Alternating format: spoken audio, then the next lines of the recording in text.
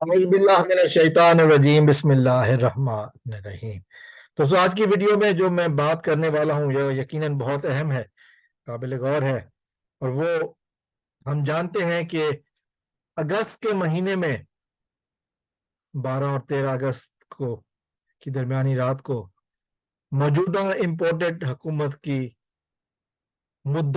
آئینی مدت ختم ہو جائے گی۔ آگے کیا ہونے والا ہے اس حوالے سے میں نے تھوڑی سی بات کرنی ہے۔ اگر آپ ویڈیو پہ نئے آئے ہیں، چینل ابھی تک آپ نے میرا سبسکرائب نہیں کیا تو آپ سے التماس ہے کہ میرے چینل کو سبسکرائب کر لیں تاکہ ہمارا آپ کا رشتہ آنے والی ویڈیوز میں قائم رہے۔ تو میں بات کر رہا تھا نگران سیٹ اپ کی جو ہونے والا ہے، اس حوالے سے کافی باتیں ہو رہی ہیں۔ کافی لوگوں نے کچھ کہا، کچھ لوگوں نے یہ کہا کہ پہلے جو کہا جاتا تھا کہ وہ حکومت نے ارادہ کیا ہے یہ ارادہ کیا ہے کہ اسمبلیوں کی جو آئینی مدت ہے 13 اگست کو اس کے بجائے 2-3 دن پہلے توڑی جائیں اسمبلیاں تاکہ نگران حکومت کو 60 نہیں 90 دن مل جائے، الیکشن 90 دن کے بعد ہوں۔ تو اس کے بعد پھر ہم نے یہ بھی دیکھا کہ موجودہ حکومت نے جو کوششیں کی الیکشن سے بھاگنے کی وہ مسلسل اس میں کامیاب ہوئے، جس کے لیے ان کو سلوٹ کیا جانا چاہیے کہ وہ آئین توڑتے رہے لیکن ضد نہیں توڑی۔ اس کے بعد یہ بھی باتیں سامنے آئیں کہ جو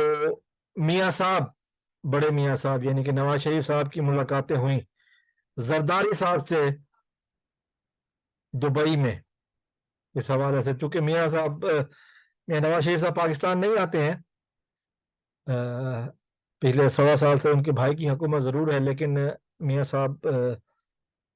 پاکستان آنے کی ہمت نہیں کر رہے ہیں۔ تو دبئی میں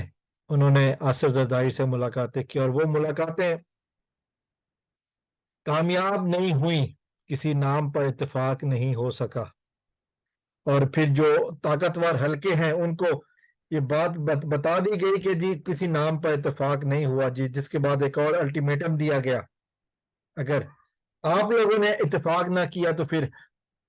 ہماری طرف سے بندہ نامزد کیا جائے گا۔ 2 سامنے آئے، محسن بیگ ایک صحافی ہے اور حفیظ شیخ، یہ دونوں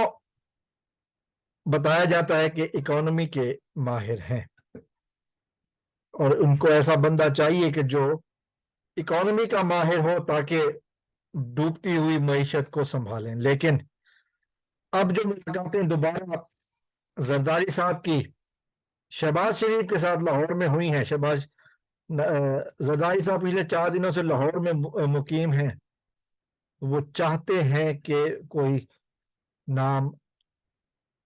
پر اتفاق ہو جائے، کسی سینئر سیاستدان کو بنایا جائے تاکہ الیکشن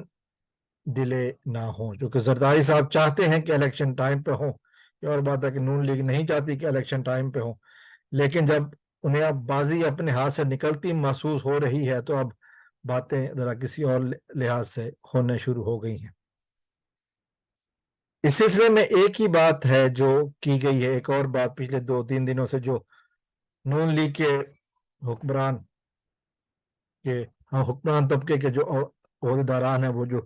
میڈیا پر آ رہے ہیں کہ جی ہو سکتا ہے، احسن اقبال صاحب کی طرف سے ٹویٹ بھی آیا تھا کہ اس سلسلے میں کہ جی ہو سکتا ہے